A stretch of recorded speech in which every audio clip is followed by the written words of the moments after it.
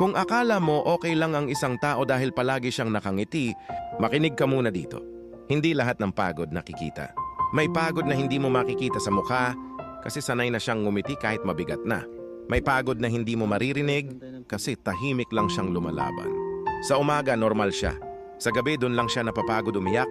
Hindi lahat ng pagod galing sa trabaho. Yung iba galing sa problema. Yung iba galing sa responsibilidad. Yung iba galing sa pagiging strong para sa lahat. Pagod na siyang umintindi. Pagod na siyang magpatawad. Pagod na siyang maging matatag.